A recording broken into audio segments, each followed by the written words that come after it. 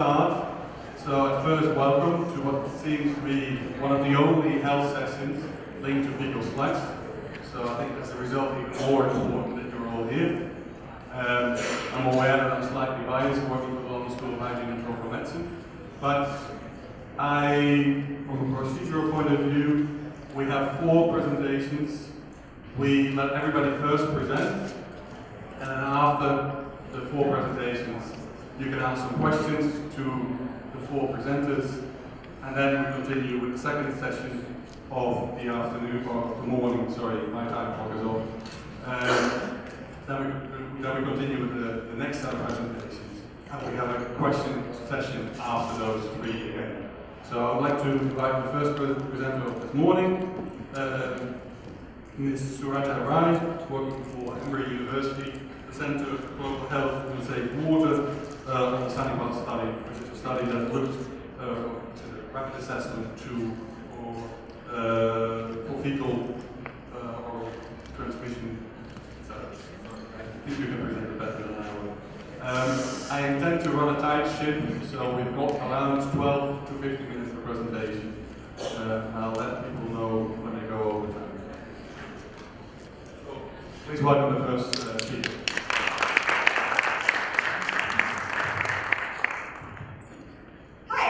My name is Surata Rai, and I'm with the Center for Global Safe Water at Emory University. And I'll be speaking with you all today about the development and validation of the Standing Path Rapid Assessment tool. So I think many of you are very familiar with the idea that the world is becoming increasingly urbanized, and much of this population increase is happening in the developing world. And so what does this mean for public health risk? Well, it means that we have this increasingly crowded population that's sort of leading to this blurring of spaces. And this means that because of poor sanitation, you have fecal contamination spreading throughout the environment and a communal exposure to this contamination. And this is sort of the ideal scenario for disease transmission. So despite these considerable needs in urban and peri-urban areas, we still don't have a lot of information for decision makers to know how to prioritize ways to mitigate these risks of exposure to fecal contamination. So if you're a policymaker, if you're a decision maker, how do you prioritize the sanitation investments when you're thinking about public health? Well, an individual's risk of exposure depends on the environments that they spend the most time in. So these are these boxes around this confused decision maker. So you have the household environment, you have public latrines, etc. But it also depends on the vehicles within these environments that they are most in contact with. For example, at a beach it may be the sand, or it may be drain water from open drains. So not only is which environment is important, but also the magnitude of this risk is important.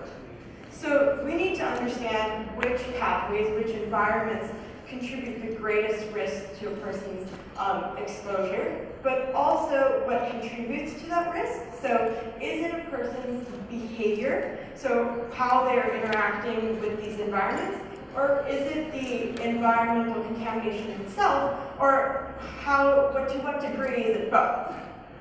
So it's really this thinking that inspired us to kind of move forward with the Standing Path study and develop this public health rapid risk assessment. So the key goals of our rapid assessment tool are to guide users through the collection of relevant data to understand risk of exposure, to provide users with an easy-to-use interface for data entry, as well as for customizing to their local context, to generate data on the relative exposure to fecal contamination in these low and urban settings, and lastly, to synthesize these data in a way that makes sense for to guide community, government, and service providers in their decision-making process. So, in developing this tool, we look back to our experiences in what I'll call phase 1, which is an in-depth study, an in-depth risk assessment in Accra, Ghana, in 4 neighborhoods. So in this in-depth study, we focused on a number of public and private domain pathways of exposure that are in this box right here. So we collected both qualitative and quantitative data on these pathways. We collected data on human behavior and on environmental fecal contamination. When we're looking at human behavior, we tried to understand how people are interacting with these pathways. You know, who is doing what, where, and for how long. And then we collected samples along these same pathways, and we did microbiological analysis and looked at pathogens and microbial indicators. So we collected a lot of data, and it took a lot of time to collect, and it cost a lot of money, and we realized that this is often prohibitive for people to undertake such extensive studies to understand public health risk in their cities. So we wanted to find a way to scale this approach down. You know, how can we make this something that more people could do and kind of gain an evidence base? So we decided to focus on those pathways that were in the public domain and we thought were most actionable by policy or infrastructure changes. These are the ones that are in black. We also decided to focus on the data collection methods for behavior and environmental contamination that is both feasible and resource-wise and also provides the data that you actually would need to understand risk. So this schematic shows the methods of the rapid assessment tool, so the entire process. And it starts off with collecting key informative interviews and transect walks that sort of inform the user on the context and helps them sort of prioritize which pathways you want to focus on and where you want to take your environmental samples. Then moving into the main portion of behavior environmental data collection. And lastly, you have the data entry, which in the software that we've developed provides sort of the visualization and a risk assessment output. So I want to take a moment to talk a little bit more about our data collection methods, because I think an important thing in understanding the risk assessment is not just that it's some fancy analysis that gives you some pretty graphs, but also that you need to have the relevant data in order to really understand risk. In order to understand risk, we need to have both of these components. We need to have behavior and contamination levels in the environment across these different pathways that you see here in the gray box. So with respect to the behavior, we are looking sort of at how often people are in contact with these different pathways in the environment. So to do this, we have 3 different types of surveys. We've developed this so that they can be used individually or in conjunction. We have sort of your traditional household survey, and we have group anonymous voting, community, and school surveys. With respect to the environmental contamination, we collect samples based on the data from key informant interviews and transit walks, and these are analyzed in laboratories using sort of very basic laboratory methods that don't require a lot of fancy equipment. These include membrane filtration and the IDEX method. Here's a picture of our field staff in India collecting train samples, so you can see sort of how this process goes about. So once you have this data, what do you do with this? How do you get risk? So we have the environmental contamination and the behavioral frequency, and this is combined with a number of other parameters in order to come up with this risk of exposure. When I talk about other parameters, I'm talking about information from the literature, as well as what we found from our phase 1 study that tells us sort of how much is being ingested of this contamination, as well as the duration of the exposure. So this information is actually combined with entire environmental contamination to create something called dose, which gives you sort of the amount of E. coli ingested per event. And an event can be sort of like 30 minutes of swimming in the ocean, or it may be drinking 1 liter of water. And this is all sort of focused on ingestion, either directly or indirectly. So it may be drinking a glass of water, or eating some wastewater irrigated produce, or it actually may be coming in contact with a surface in a latrine. This is an example of the output from the rapid assessment tool. And the x-axis shows sort of the frequency with which these behaviors are happening, and the y-axis is the dose. Sort of the areas of these boxes represent the risk. And the other thing that you can see is how behavior and environmental contamination contribute to this risk, which is something I was talking about earlier. So in this case, we see that piped water is something that people are frequently consuming, not surprisingly, but we also see that the contamination is fairly low. In contrast, the drain water, which is in this orange color here, we see that the contamination is higher than people's exposure to the drain water itself. In the case of wastewater irrigated produce in this neighborhood in Accra, we see that both the frequency of the exposure, so how often people are consuming this produce, and as well as the dose are approximately equal. We can also organize this information with respect to a single pathway, so in this case piped water, but for a couple different neighborhoods. So here you can compare one neighborhood to another, and you can see that the risk from neighborhood B is greater than that of neighborhood A. So after developing this tool, we actually piloted it in the same neighborhoods in Ghana as the phase 1 in-depth study, so the same 4 neighborhoods. And in doing so, we tested the tool for its usability. How are the field workers, are they able to understand the procedures? We provided sort of a shorter training than we did in our in-depth study. We got feedback from the field team as well as the lab team on the usability of these protocols, and as well as how well the surveys seem to work in practice. And so we actually, improved our data collection methods based on the feedback we got. We also tried to compare different survey methods to see what how consistent they were with each other. The other thing that we did was compare the data from the rapid risk assessment tool to the results from phase 1 in Accra. So while there are differences between the two, particularly with respect to the sample size and some changes in the type of questions that were asked, we compared the data that was comparable to sort of get an understanding of are we sort of seeing the same greatest risks.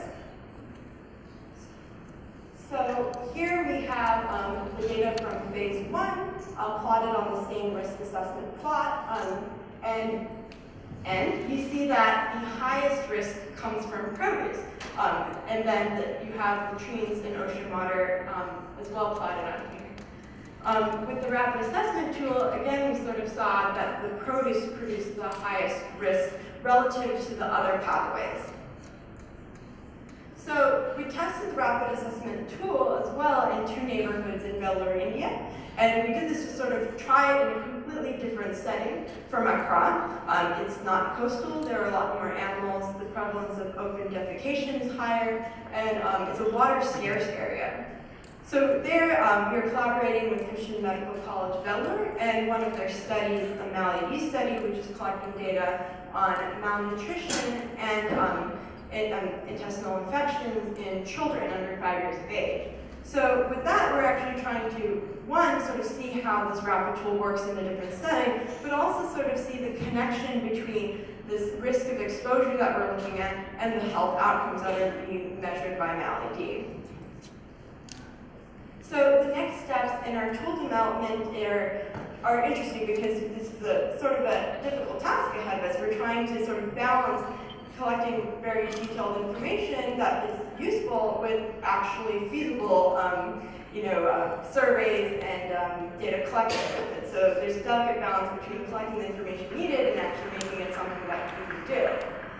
So we want to improve the analysis that we've incorporated to include variability, create a centralized database in a mobile application, add pathways and modules to sort of address the any gaps in our risk assessment, as well as pilot the tool for monitoring before and after an intervention, and we're going to be doing this in Maputo pretty soon.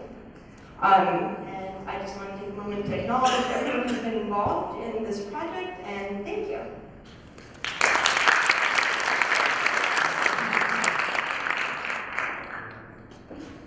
Thank you very much for the presentation and for perfectly speaking time. I would like to welcome the second speaker, who is Suraja from University of Berkeley, working in collaboration with the International Water Management Institute. And unfortunately,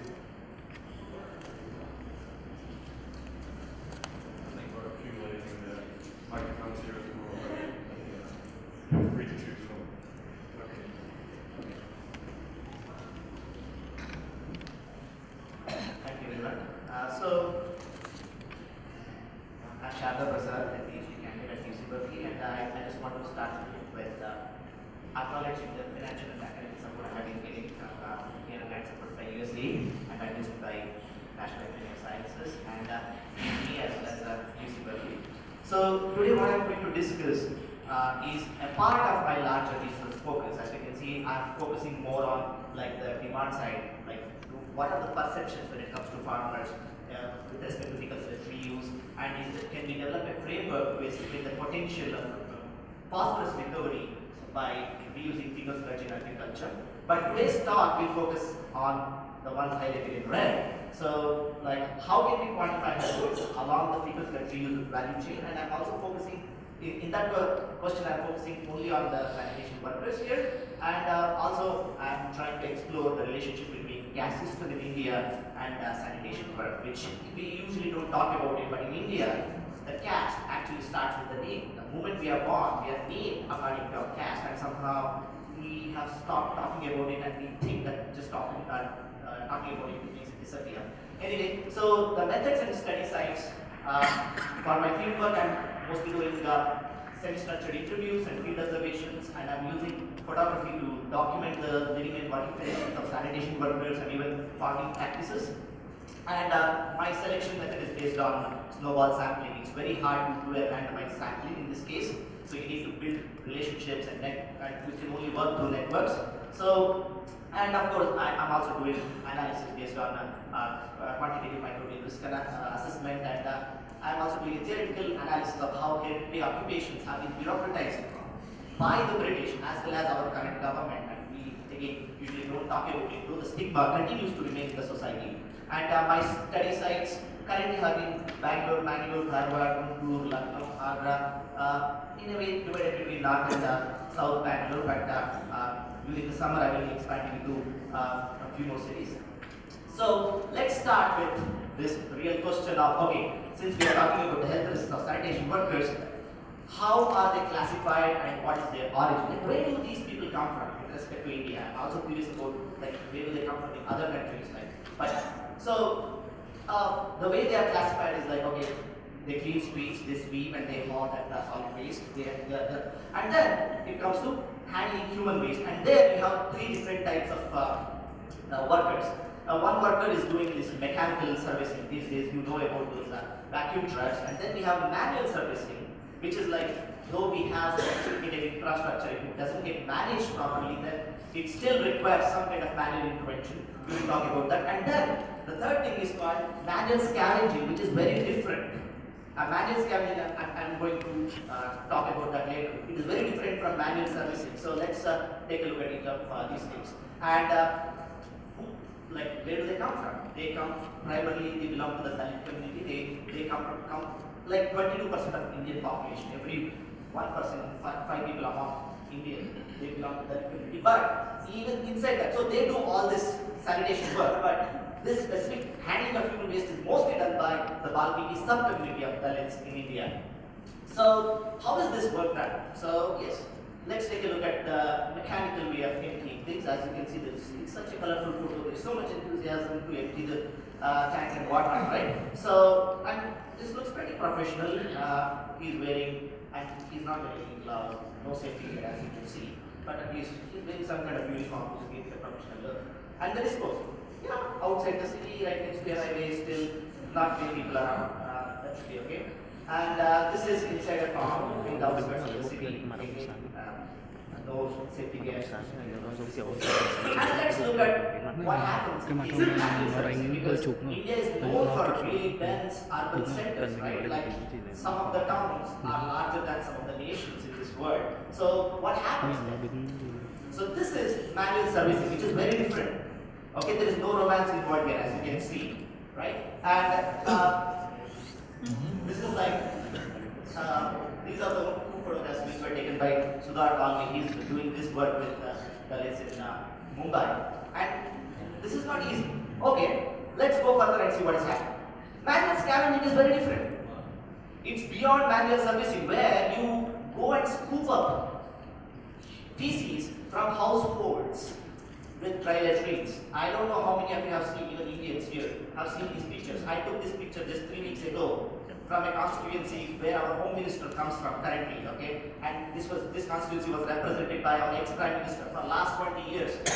BJP has been representing this constituency and nothing has changed, okay? So this woman is hauling that waste and it just gets disposed somewhere like dry human feces, okay? So now, does that mean that, okay, so when I talk about fecal sludge management, it involves human waste. I'm not just talking about septage per se, the waste that comes from septic tank. The waste that comes out of our body, for me, is like how we manage them, right? Different people are paying that cost to manage. So let's see, okay, Chief, you know about most of these things. I'm mostly concerned about, is it reducing? Are there any opportunities to reduce gas barriers? So we will discuss about that. And can we minimize substance abuse? That is one of my primary concerns, and we will also talk about that. So barriers, again, rapid urbanization, not many farmers around the towns who use regulatory bodies focusing on FSM. There is no real enforcement. We have legislation and lack of infrastructure, labor, technology, but there are religious and caste-based social taboos which I want to, like some of the observations. As I said, this is an ongoing field work, it is not complete yet,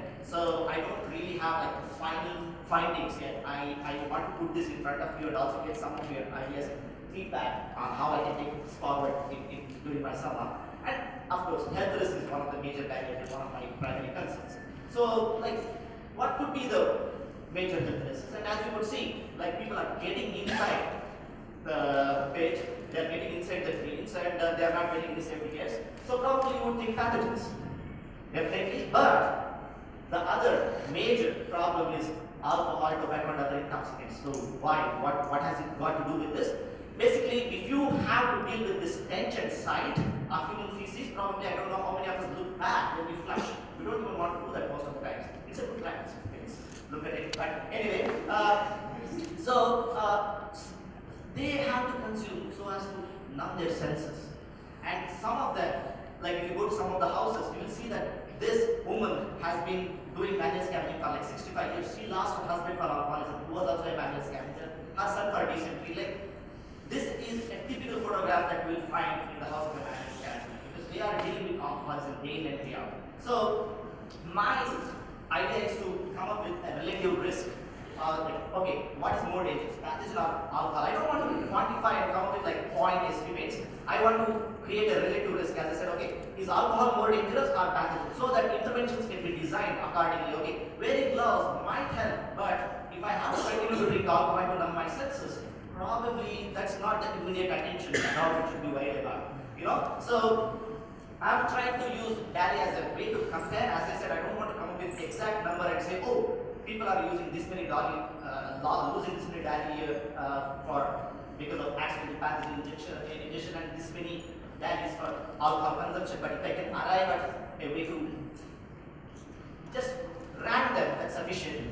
And I'm struggling with this because it's becoming really hard to get the exact ingestion data for quick peers or manual scavengers. Nobody has done such things, and of course they are invisible for most of us. So I'm not surprised with that part of data, but I'm still struggling to see how I can do that. And I want to start with a recent paper that came out last month when they specify how much feces is consumed by children, and maybe I can use that as a starting point. Probably we will see, and I've included these things in the references slide. And alcohol consumption, over 6 cities, I interviewed 172 people, 87% of them consume alcohol. Like mean number of drinks is 8, and it goes as high as 5, it goes as high as 8, and at least 40% alcohol. It's a pretty strong alcohol, and some of them drink local liquor, which is 80% alcohol. So, and this is where it has become another challenge, the dose-response relationship between alcohol, like especially with respect to alcohol and population attributable fractions. So I'm struggling with that. So if you guys have any ideas or inputs about how I can handle this, that would be fantastic. But going forward, so why should I quantify alcoholic risk? So of course, increased risk of injuries and death during work, because when you consume alcohol, you can't even judge, should I get into this or not? If I fall, what happens? Many workers have been dying on a daily basis in India. So this could be one of the major reasons.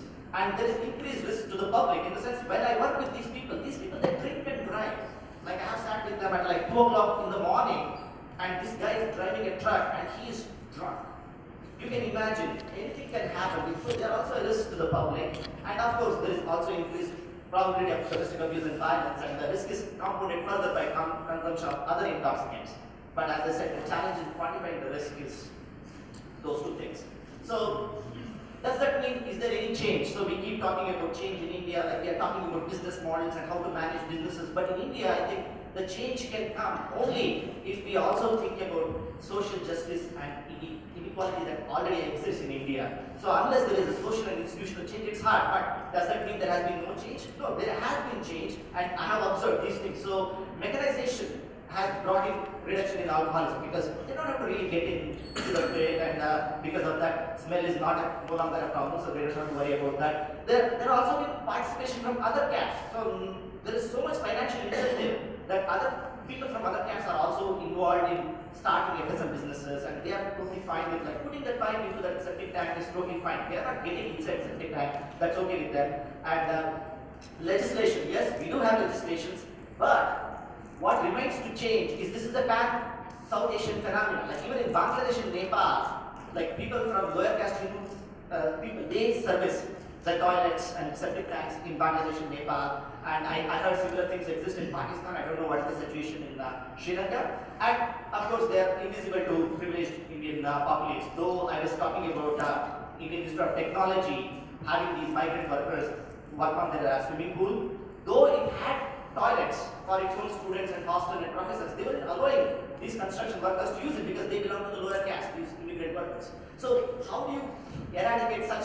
So there is that problem. Indian Railways, like all the waste, like they are the biggest open defecating like system that travels, and people have to clean it up from the platforms. And even Defense Department employs many manual scavengers to clean. So I did not get any permission to get into defense barracks and look at it, but I have heard such things exist, but railways I have observed. So what should be accelerated? Of course, more and more people are going to build toilets, so we need to think about how to manage this. Okay, and there will be now contract-based procurements. That means nobody will worry about the insurance or any kind of other risks or accidents these people are going to incur when they work. So, and as you can see, thousands of sanitation workers die in India every year. So it's really important that we start thinking about these people, not just the business.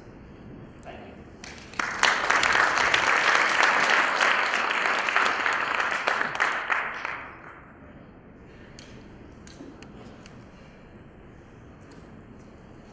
I'm going to invite the next speaker. Thank you very much for your enlightening presentation.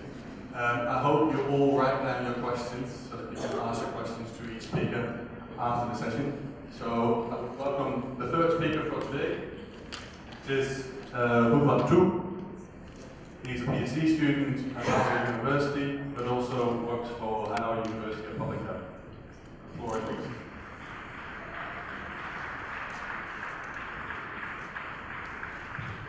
Ladies and gentlemen, thank you for Dr. Anthony for kind introduction. It's a pleasure to me to share with you interesting design from the concerning nutrients value and health of combined human animals. Scriptures management in Vietnam.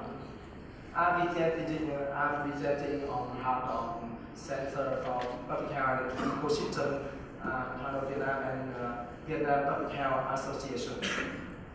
As you know, the use of human human picture and animals can be hazardous to environmental and human health. According to the study carried out by the Roche, that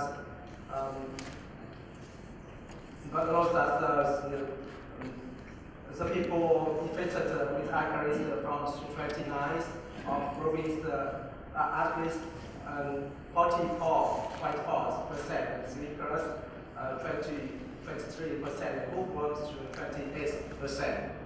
And one open cohort study was 867 others is from 16 to 65 years old, weekly follow weekly to transform that incident diabetes about composting human liquid for using during the last 7 months, always 2.4 about the diabetes. And handling human indicator is a few words about the always 5.4. And handling animals indicator is a few words, that's always 3.3. And this idea from the 30 side in Hangzhou community belong Hanam province is not in Vietnam. You can see here about the population density as a person square kilometer. And Hangzhou is the largest Hanam and largest whole country about 1,223 the people. As the limited space and the idea the combined human and animals management. As you can see the picture, the households are racing poultry and the pig in here and near the human settlement. It's a limited space. As this idea of combining humans and animals management. And with the career study to understand practice and evidence of natural value and risks combine treatment of human animal waste for human health and environmental in Vietnam. With the first reason has much like survey 202 households in order to understand station of use of human and human digital and animal digital. And we set up an experimental model. We have for Arabic and for anaerobic treatment prototype.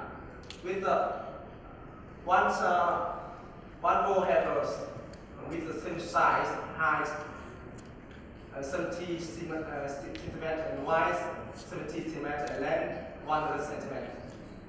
And after that, we have put human and animal picture and any material right us and show us a picture us for storage. With covered by most after put this picture is raw. We storage 96 digital sample analyzer for physical and microbiome indicator. You can see the picture so the Arabic explorer with the nodes air pipe around the world. And Arabic explorer, we have a air pipe around the world, we have a isolated aeration. We have these are from the information of the department. We have male and female here, and education from most of them have graduated secondary school. Yes, and income from the household per month about $175 per month. And among of settlement have relation with the right cultivation and raising cattle and raising poultry, raising fish. Many of the water resources as the rainwater, a little water and river wine. And one of households is stored for cooking, little gas stove and biogas.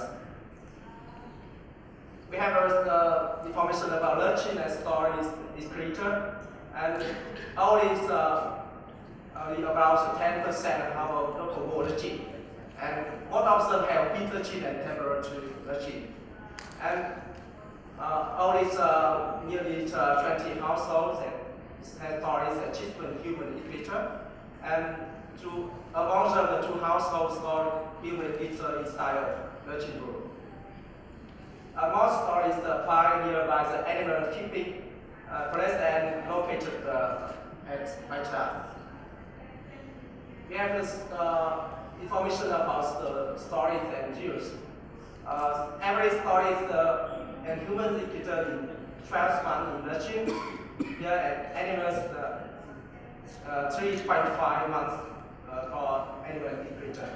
And this kitchen and kitchen hours, the alarm, and no riders and no solar can found in the whole machine. And most of households, 82% use a compost product for rice cultivation. And other than physical injury, and that percent of aspirates from the 100% in average and water, and average water. And some is here. And here around 7 and related from 92 and 97. And the temperature in the world is not higher than the temperature outside. And no significant difference of the temperature among the water. And nutrients and most of the total nitrogen and total phosphorus and total potassium is decreased after over period of storage. And average nitrogen and average phosphorus is increased over period of the storage. As this results confirm just combined sprays in silicon powder. And 9 months period of storage is the safest fertilizer product. All the acrylic egg death after 9 months. And no difference, but no difference of inactivation, Arabic and anaerobic powder. And no clear effect of temperature, pH, and moisture on the acrylic egg. And CN maybe it causes CN beyond the optimum strength, maybe not higher temperature in the pool. And also, thank you for the attention and thank you for this study is carried out by support by SCTR and Swiss Tropical Care Institute and Central Vietnam Public Health Association and all my colleagues. Thank you.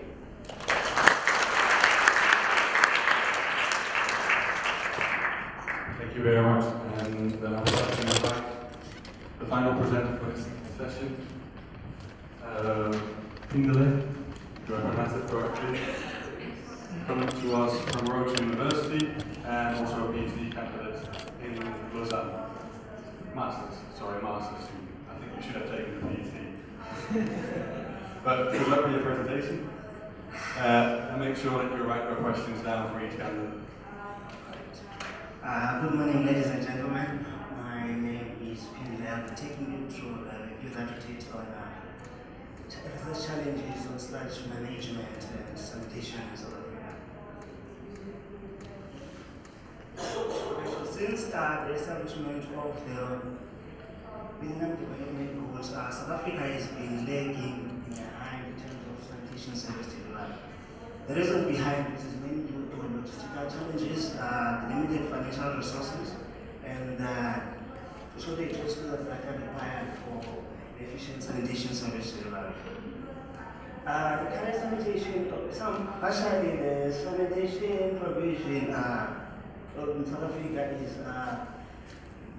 really not sustainable, and because of the realization of the agency of attending to sanitation service delivery, the uniform South African National Department for Water and Sanitation has been given the role to oversee sanitation service delivery.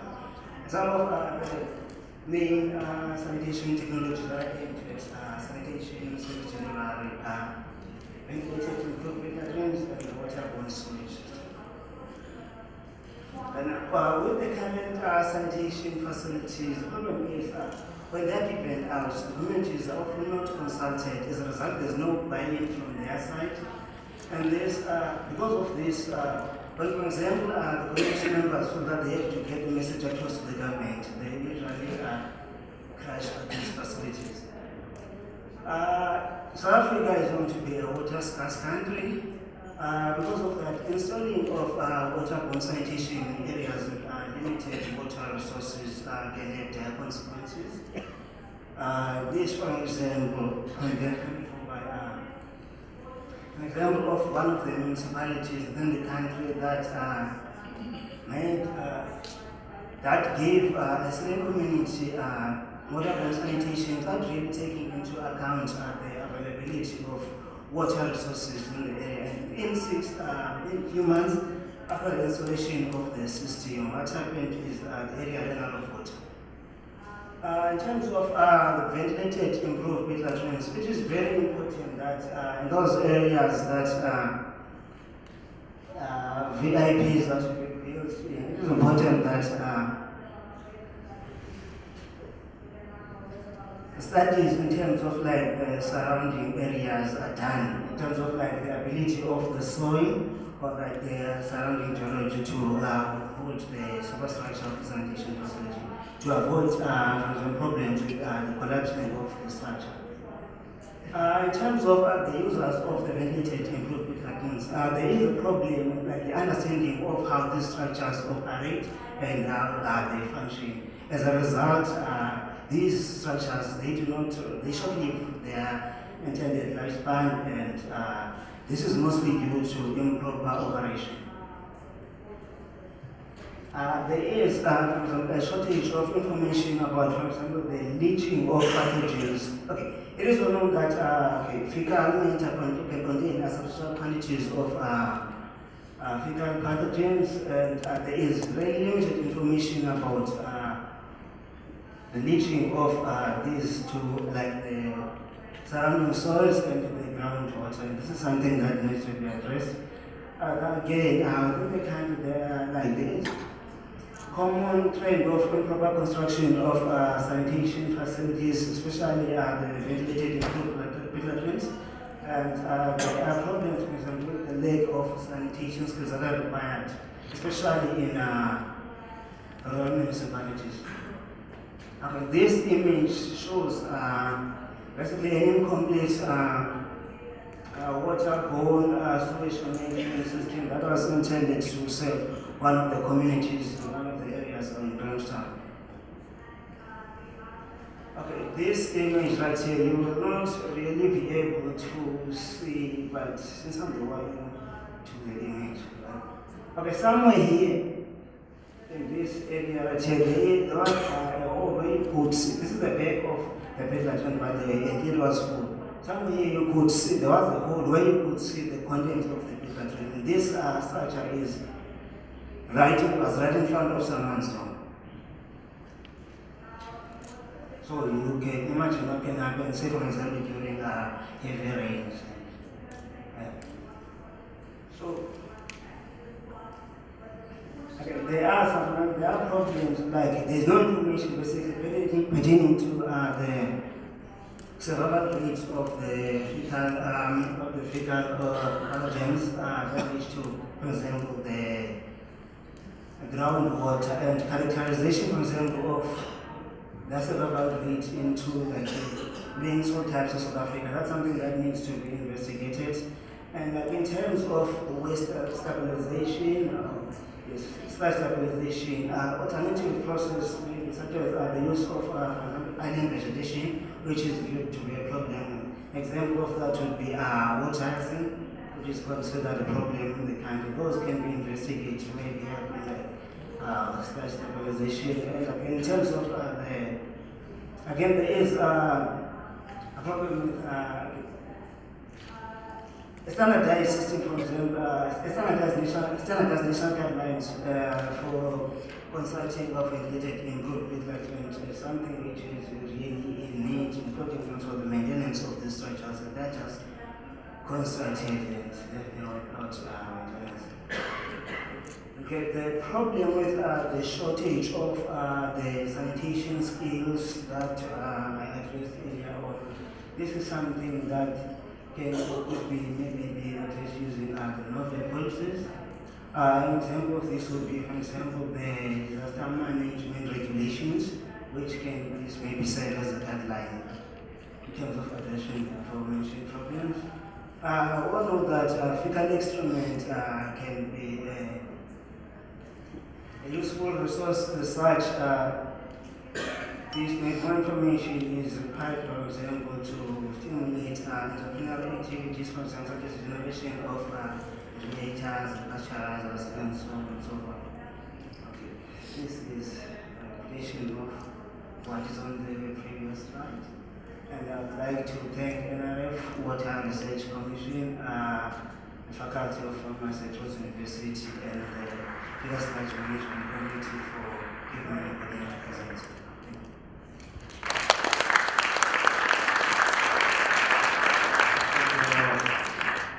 Good. I think the presenters today took my words on sticking to time a bit too serious, and we actually have extra time left. So I would like to invite the four speakers to go on back to the podium, because I'm sure that a large number of questions. I think we had four very nice, very diverse presentations, so I'm sure that you also have a nice set of diverse questions. I think I want to make sure that every presenter has the time to kind of answer some questions. So if you don't mind, initially I will just take it per presenter. So the standing question. I thought there were four chairs over here, sorry. Can we set 4 chairs? Just to make life a bit easier. So for the moment, people have questions for the first speaker. So the Sandy study, the risk assessment tool, looking at fecal oral disease. Can you please raise your hand, just to have an idea of it. So 2, 3, so I'm looking strangely to the light. For presenter number 2, how many questions do we have over there? So we have a few over there. 2, 3, just to get a gauge of numbers, and for presenter number 4. Good, so I think we have a nice diversity. So for question of presenter number 1, can you please raise your hand again? I'm going to start off from the first line. So can you please raise your question? All right, yeah. Lorenzo Stenström, Durban University of Technology. Thank you for the presentation. You were expressing exposure, as I understand it, dose versus frequency. And this is on a population basis. But having gone further and looked at the individual variability, which can be expressed as probability density functions, can you explain a little bit there and what you may achieve from doing that versus your approach now?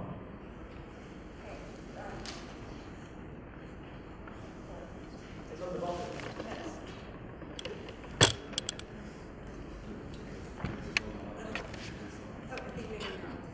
Sorry about that.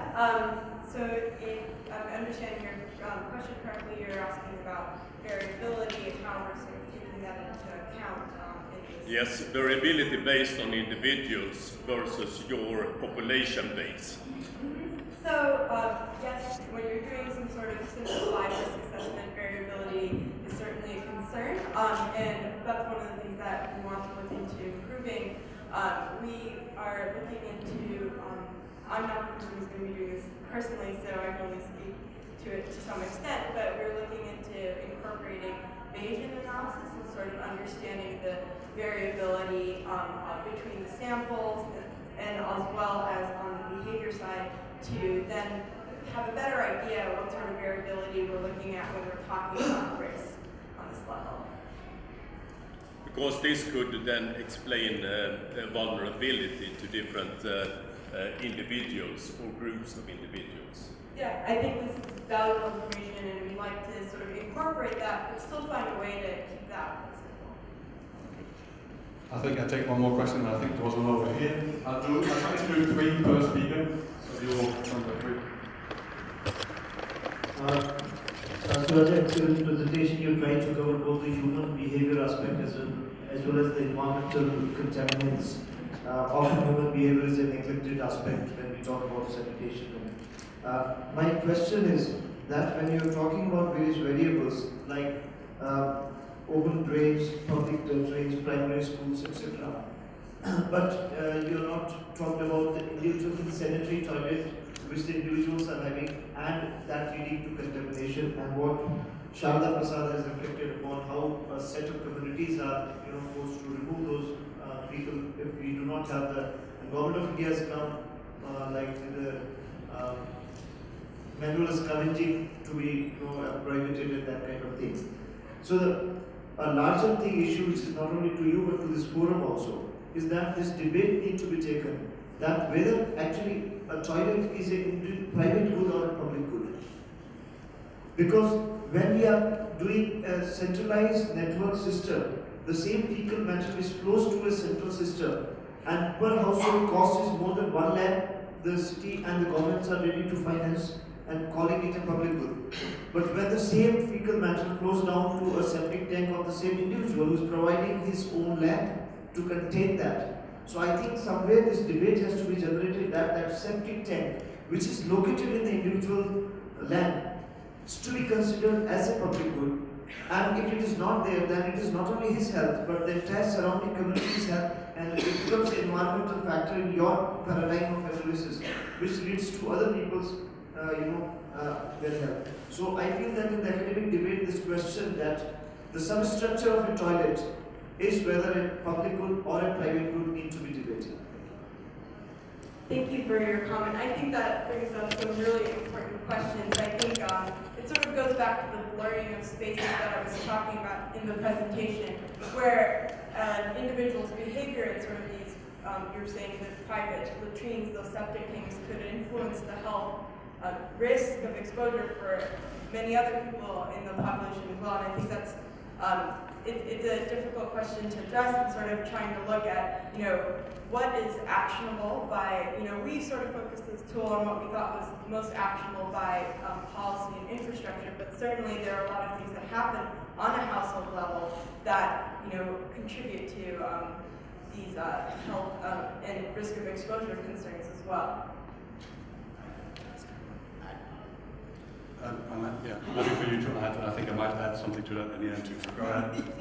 Yeah, so this question of private and public good. So when this were like workflows in India, like who do we call? Like, we don't hold any particular household as responsible. But when a septic tank overflows, then the toilet is backing up and that household is responsible because he's not connected to public. Fair enough. But what I feel is that septic tank per se should be a private good, but where it gets disposed and treated should be a public good. So, and there are also various models wherein the city is actually collecting money from each and every household. Probably you might have heard about it in this conference too. And they service all the households without charging, like they have a flat fee which comes in the form of a tax, and they service every household, and it could be considered as a public good. But India cannot move to that level because on what basis will you start collecting? So we should start focusing more on property tax to begin with, and then probably we can move to taxing maybe toilets. So it's a challenge. To add to that, I actually think you brought up some very good points, and one of the things about septic tanks and overflowing, or where these private latrines sort of output, some of that is captured when you're talking about the public domain. We look at soil in our rapid risk assessment tool, and we look at sort of these open drains, and in our work in Bellwood, we saw many of the household drains actually outputting directly into these open drains. So while we're not looking at the household specifically or testing things in these private latrines, some of that is manifested in sort of this public domain. I think we can fill a complete session on kind of the issue about public goods, shared versus individual risk and things like that, to do a bit of self-promotion. We've got a nice paper out in environmental science and technology looking at risk between shared and public and private facilities. The microphone. First of all, thank you for the nice presentation. But my question is, you're going to collect data on human behavior and also on environmental pollution. So how you're going to analyze and link these two data and reach to determine the level of exposure and risk? The second question, estimation of exposure and risk based on indicators. Is it not difficult? Because if we use E. coli to estimate the magnitude of exposure for other fecal organisms, can we be precise? Unless just to tell people there is presence and absence of exposure and risk. This is my question. Okay, so going to your first question was with regard to how the risk is calculated and how it will then be, how we'll use that to advocate towards policymakers. Am I correct? How you are going to translate? How to translate it. Yeah, I think that's a very important part of this. The purpose of a lot of these tools is then to be able to bring this information together and have this be able to advocate for policy and program. The tool on its own is not going to do that, and so that's where you really need the importance of dissemination, sort of being able to engage these stakeholders is important. In our work in Ghana and in Delaware, we work very closely with the community, and that has been really an important part for our dissemination work and to get this information out there. And I think the other aspect is that by having something that is relatively simple to conduct, I think that this information could be more widely available for different cities and then provide sort of this sort of an evidence base to advocate. With regard to your second question, that was about using E. coli as an indicator, correct? For example, for parasite and for typhoid bacteria, is it reliable?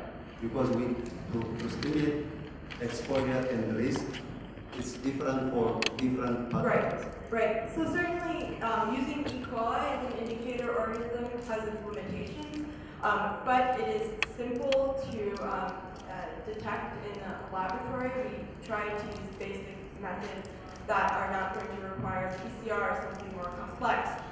If the resource is available, certainly you could do more involved sort of laboratory work to look at other indicator organisms, but we decided on E. coli because it was something that was easy to test for.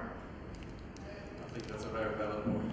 I'm sorry, I'm sure there are more questions related to this topic, but I want to move on to the second presentation, which was looking at both risk of diarrheal disease, or looking at sewage workers, looking at risk of diarrheal disease, but also exposure to alcoholism and outdoors and all the other problems. So please raise your hand for questions. I think I've got a couple.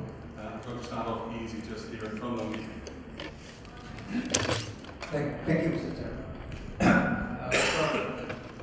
My name is Ulrich from Ministry of Health of the Republic of Indonesia.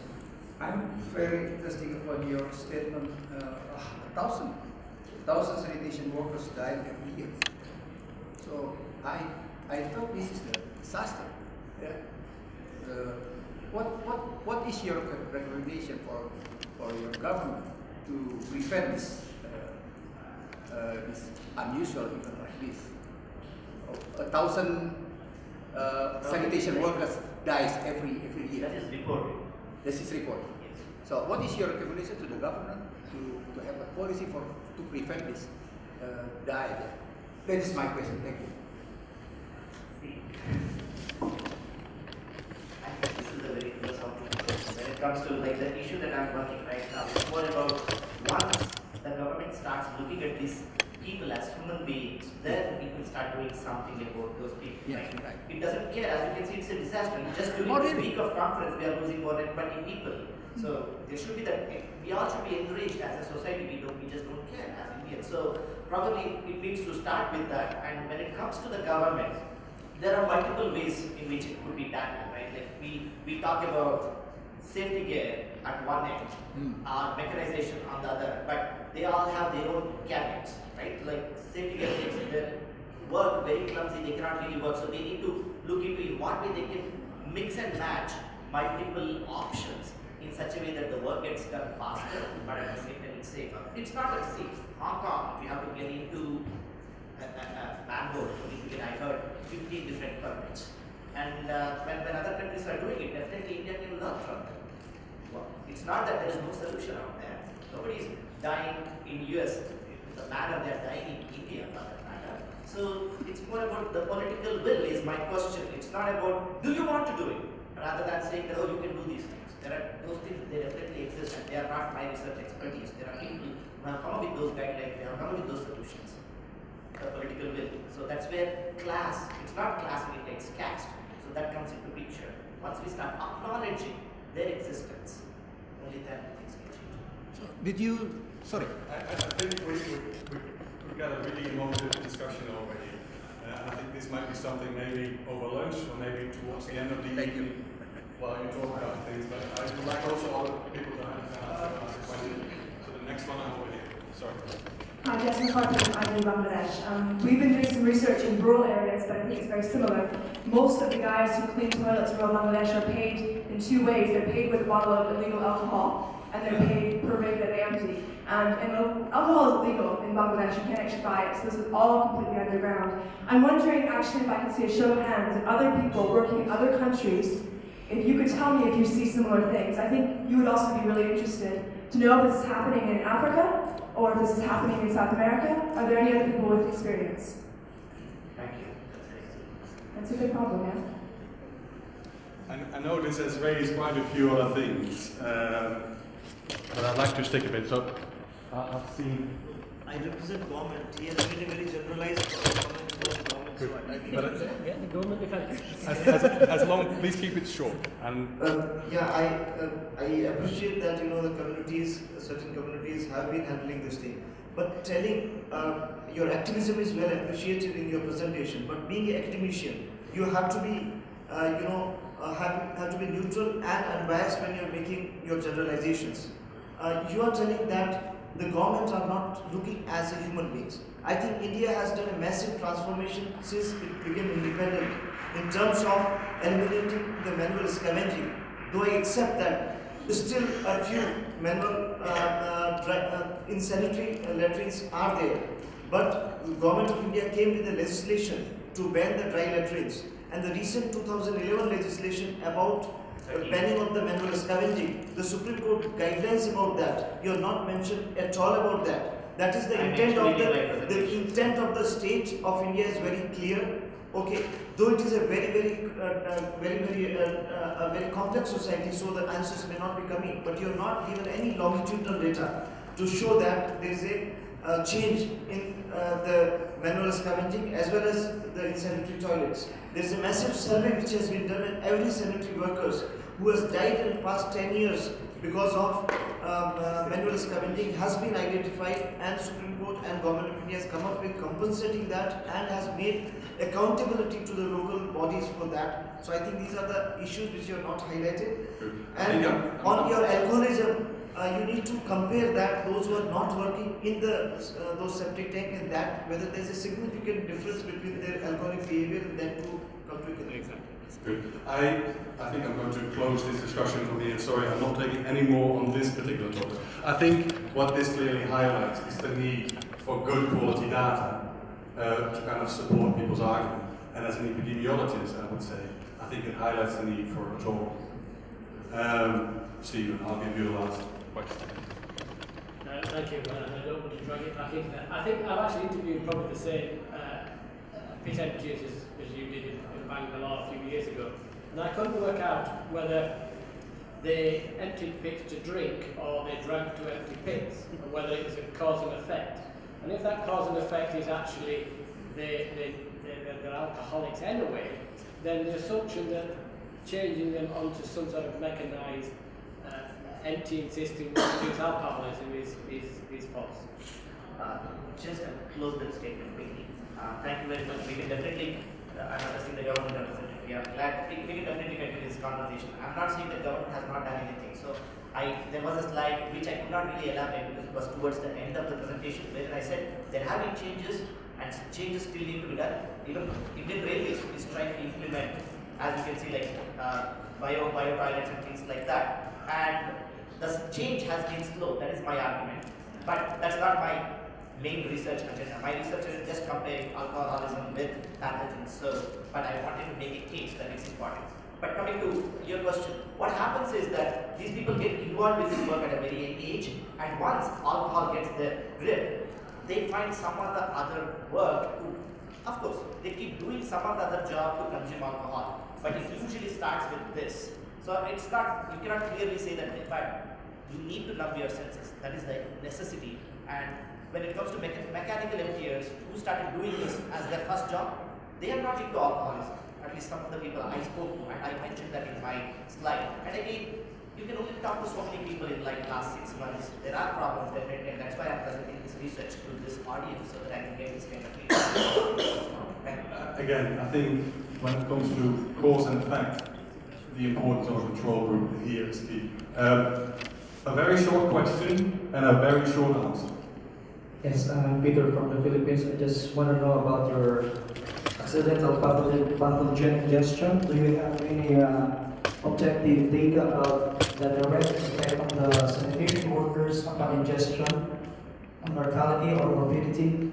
There is no data available, so that's why I want to use the accidental like feces ingestion among children in Tanzania. Like my reference base, I'm trying to look for other data from. Like I just need a starting point so that I can create a spectrum of portfolio of this. Thank you very much. So, questions for presenter number 3.